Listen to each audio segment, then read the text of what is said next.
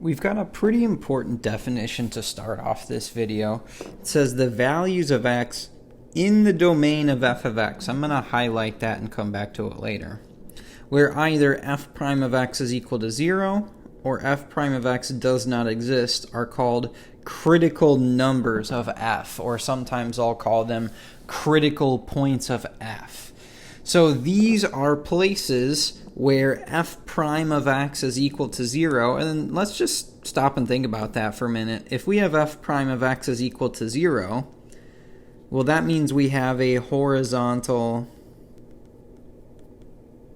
tangent line. Or places where f prime of x does not exist. So these are places where the derivative does not exist. And if you think back to, I believe it was section 2.4, it was either 2.4 or 2.5, we talked about what your graph might look like if your derivative does not exist. So you might have like a sharp corner, you might have a vertical tangent, you could have a cusp, or you might have a discontinuity, although I'll say you can't have just a hole because the values of x in the domain of f. So this is going to be the important part. It can't be just a hole because that point has to be in the domain of f of x. Your function has to exist at that x value. Otherwise, it's not a critical number. Now, just because it's not a critical number does not mean that that is not an important point. If we have a discontinuity, especially if we're graphing these functions, if we have a discontinuity, that point is actually still very important, but it's not a critical number. And critical numbers have these really special properties that we'll talk more about in the next video here. There's kind of a big reason why we care specifically about critical numbers. But for right now, we're thinking about either horizontal tangent lines or places where the derivative does not exist. So sharp corners, vertical tangents, cusps, things like that. So we're going to practice a couple of examples here. I'm going to start with f of x equals 1 minus x cubed. We'll start by finding the critical numbers of f. So if I want the critical numbers of f, I want places where either f prime of x is equal to 0 or f prime of x does not exist. So first I need to, before I do anything else, I got to find the derivative. So I have f prime of x, derivative of 1, that's going to be 0. Derivative of negative x cubed, that should be negative 3x squared. So okay, there's my derivative. And again, I'm considering these two cases. First, I want to consider where is f prime of x equal to 0. So I'm going to take my derivative, negative 3x squared, set it equal to 0, and solve that equation. So I'll divide both sides by negative 3. I'll have x squared equals 0. Take the square root of each side. I end up with x equals plus or minus 0 or just 0. So 0 is a critical number. But I also need to consider places where f prime of x does not exist. And I think that this is a really easy one to sort of overlook. So I will oftentimes, I'll say, okay, let's look at places where f prime of x is equal to 0 and places where f prime of x does not exist. More often, we will have critical numbers results where f prime of x is equal to 0, and that's just due to the type of functions that we're going to be working with. We won't have as many critical numbers pop up here, but that doesn't mean that we should just forget about it. We still need to think about places where f prime of x does not exist. And for that, I'm going to think about, well, what type of function do we have here for our derivative? F prime of x, this function, if you look at negative 3x squared, that's a polynomial. Which means that function exists everywhere. A polynomial has a domain, remember, polynomial has a domain of negative infinity to positive infinity, which means that function exists for every single x value. So in other words, this function exists everywhere. So at the end of the day, there's really, if I'm thinking about places where f prime of x does not exist, that's not going to give me anything, because that function, that derivative, exists everywhere. And this will happen pretty much every time we're working with polynomials. If we're not working with polynomials, then we need to be a little bit more careful. But with polynomials, we can say, you know what, that exists everywhere. It's not going to be a problem for us. I don't necessarily need to see this step in your work, but I think it's a really good habit to always consider places where f prime of x does not exist. Otherwise, it's really easy to fall in the habit and say, well, we're always working with polynomials, so I just don't need to worry about that. And then we end up with, say, a rational function where maybe the derivative does not exist at some point. So it's something to keep in mind. So we only have the one single critical value for this problem. I have x equals 0. Next, I'm going to use that critical number when we did an example like this earlier. Find intervals where f is increasing and the intervals where f is decreasing. So what I'm going to do, I'm going to take all of the critical numbers and all of the, I guess I'll call them partition numbers is what they would technically be called. I'm taking all of the numbers that I came up with in part A, and I'm going to plot those on a number line here in part B, just like we did in the last example. So here's f prime. In this case, I only have 0. And I also like to talk about the value of the derivative at 0. So I want to put something right here. And for that, it's either going to be 0 or the derivative does not exist, depending on where that number came from. Now 0 we found by taking our derivative and setting it equal to 0. So I'm going to put a little 0 above there to know, so I know that, hey, the value of the derivative is actually 0 there. So that means I have a horizontal tangent line. It gives me other cool information about our function. But I've really broken my number line up into two chunks. I have this section over here, I've got negative infinity to 0, and then I've got this section over here, 0 to positive infinity. So I want to take a number in each one of those intervals, in each one of those sections, and I'm going to plug those into my derivative so that I can figure out where my derivative is positive and where it's negative, because then that will help me decide where is my function increasing and where is my function decreasing. So let's start on the left-hand side of 0. We'll take a number over here that's less than 0. How about negative 1 is probably a nice number to work with. So this is negative 3 times negative 1 squared. Be careful with your order of operations in your parentheses. If you're typing this into a graphing calculator, you have to use parentheses. Negative 3, negative 1 times negative 1, this would be a positive 1. Negative 3 times 1, this is a negative 3. So my function is decreasing over here. I'm going to draw a little decreasing line. So it's decreasing on the left-hand side. Now I'm going to pick a number over here on the right-hand side of 0. So maybe x equals 1. So f prime of positive 1 this time, we said negative 3x squared, so negative 3 times 1 squared. This is negative 3, 1 times 1 gives me 1. I end up with negative 3 again. So again, I'm checking the sign. My derivative is negative. So my derivative is negative, which tells me my function is decreasing. So my function, it looks like it's decreasing on both of these two intervals. It's decreasing on the left-hand side. So here we're talking about negative infinity all the way to 0. And again, be careful. We don't want to include 0 because the value of the derivative is not negative there. It's 0. That's why, it's one of the reasons why I'm putting that 0 there. So it's decreasing on the left-hand side. That would be negative infinity to 0. And then it's decreasing over here on the right-hand side as well. So 0 to positive infinity. So we'll say union 0 to positive infinity. It doesn't look like my derivative is positive at any point right here. So if I wanted to say, hey, where is my function increasing? It's kind of a trick question because it's not. It's increasing. I'm just going to say nowhere. It's not increasing at any point. It's always decreasing.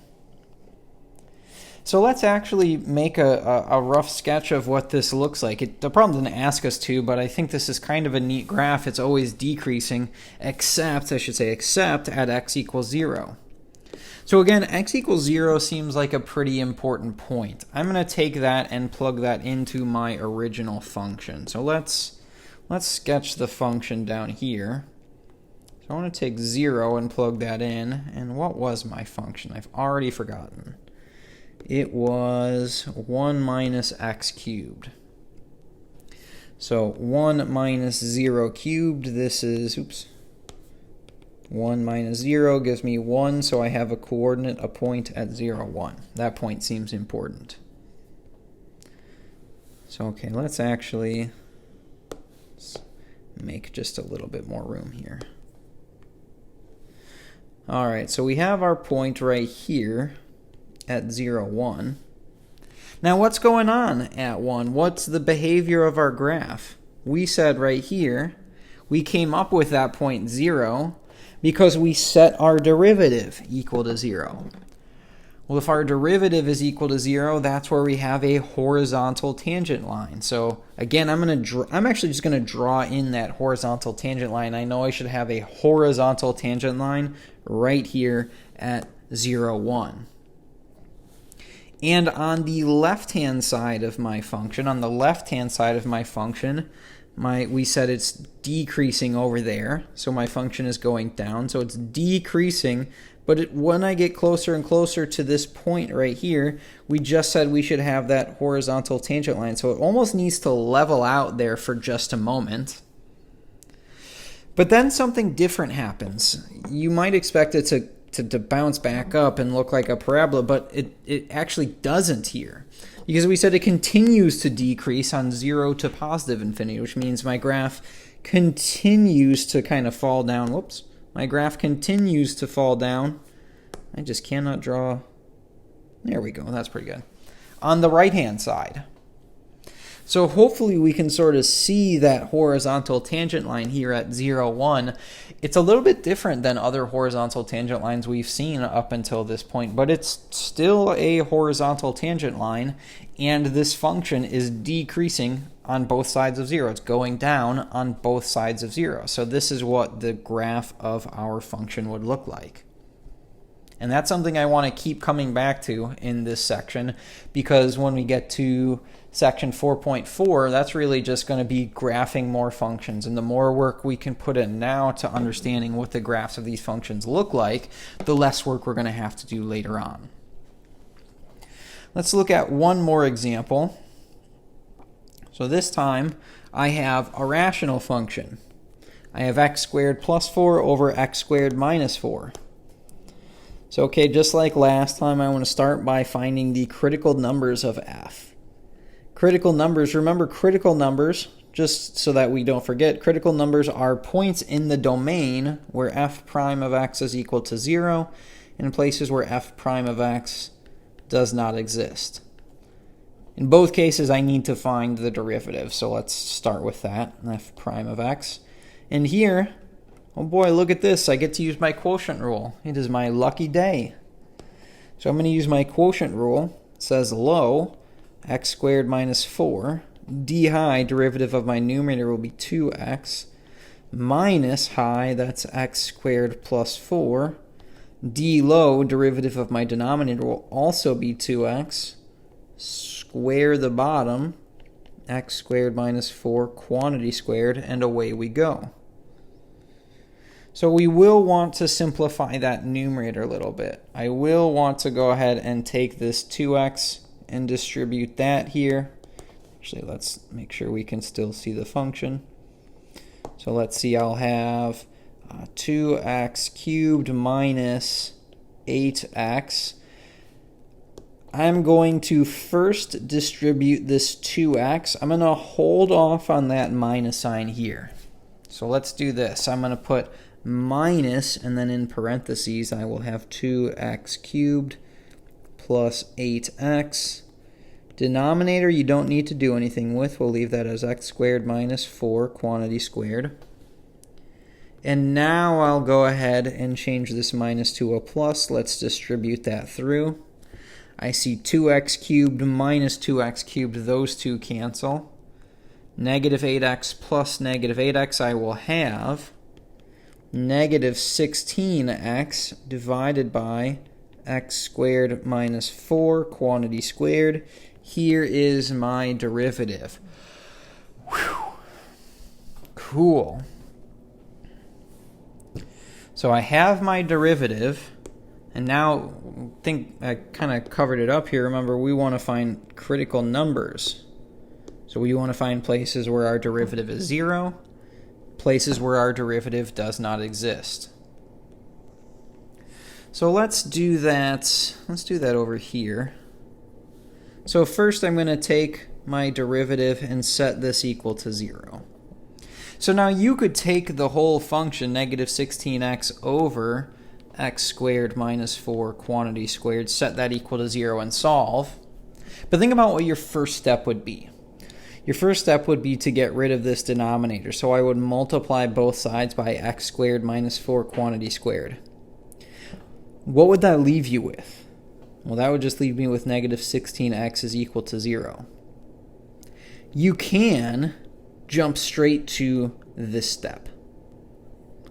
Because another justification for that is because I know that if this whole function is equal to 0, that's only going to happen if the numerator is 0. Something different happens if the denominator is 0.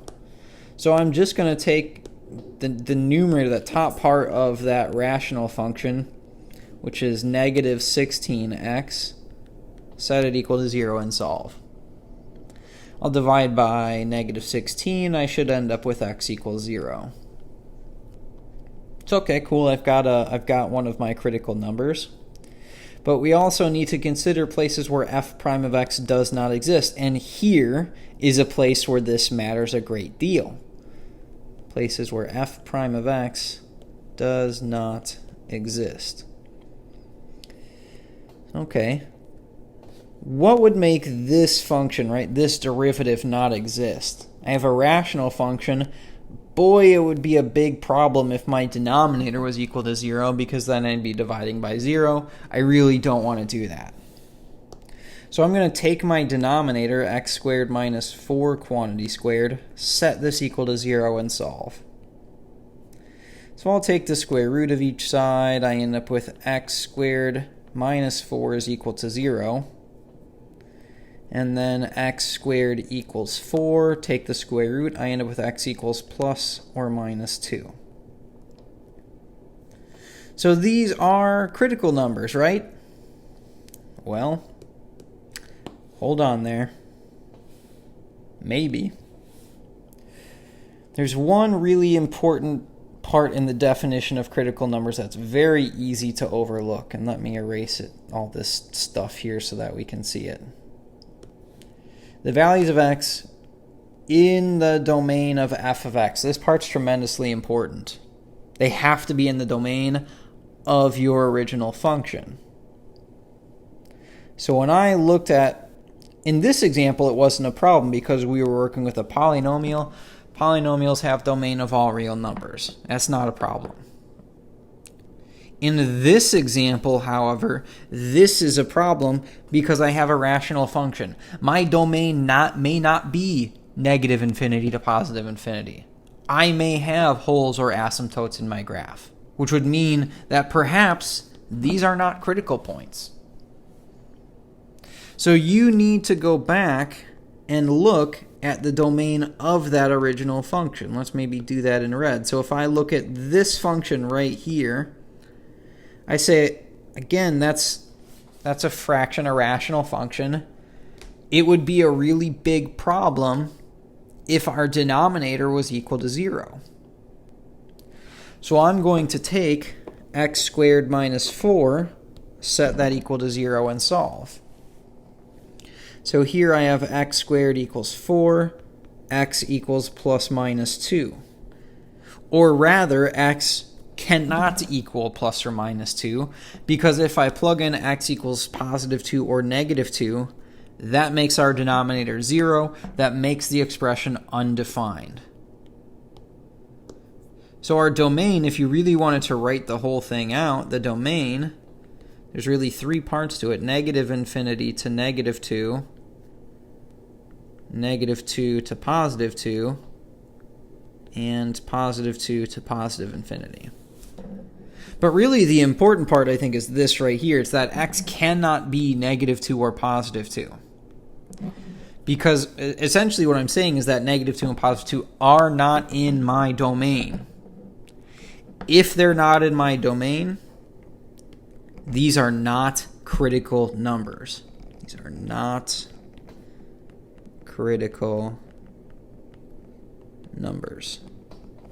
Now, that's not to say that negative 2 and positive 2 are not important points. I still actually think they're tremendously important points. But they're not critical numbers, which is what this problem asked me to do. 0, on the other hand, that is a critical number, because 0 isn't positive 2 or negative 2. Those were the only exceptions in our domain. These were the only exceptions that we had. So 0 is fine. 0 is a critical number. But positive 2 and negative 2, those are not. So that's something a little bit different. This part, though, is going to feel very similar. It says find the intervals where f is increasing and the intervals where f is decreasing. So the intervals where f is increasing, how about we do this in, let's do this in red. So again, I'm going to construct a number line here, f prime. I'm going to include my critical numbers on at 0. But also I said last time, I was very subtle about it, I said, hey, I also want to include any partition numbers. So even though negative 2 and positive 2 are not critical numbers, I still want to include those on my number line. They're still very important points. And what I'm going to do here is I'm going to also talk about, well, what was the behavior of the derivative at each one of these points? So 0, how did we find that? Well, we found x equals 0 by taking the derivative and setting it equal to 0. So that means at 0, the derivative is 0. How did we come up with x equals plus or minus 2? Well, we came up with those by finding places where the derivative does not exist.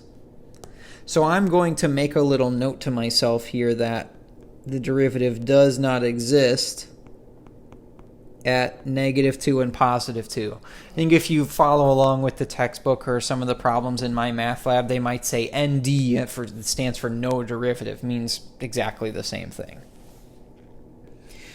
And I'm going to do the same thing I've done now for the last 2 problems. I'm going to take a number in each one of these intervals.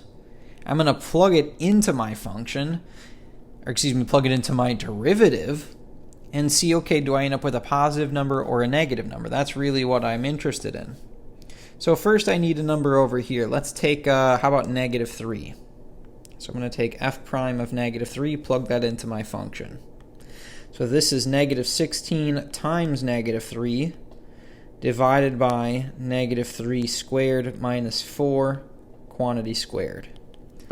So let's see, 16 times 3, I should have 48 all over 9 minus 4 quantity squared. So I've got 48 all over 5 squared. This is 48 over 25, which, cool, that's great. But again, really the thing I care about is the sign of that number. It's positive. So my function is increasing on that interval. Next, I need a number between negative 2 and 0. I think negative 1 would fit perfectly. So let's take negative 1, and again, we're going to plug it into our derivative, which I'm highlighting right here. So let's see, I will have negative 16 times negative 1 divided by negative 1 squared minus 4 quantity squared. Numerator, negative 16 times negative 1, I've got a positive 16 all over 1 minus 4 squared. Here I've got 16 all over, what, negative 3 squared. This is 16 over 9.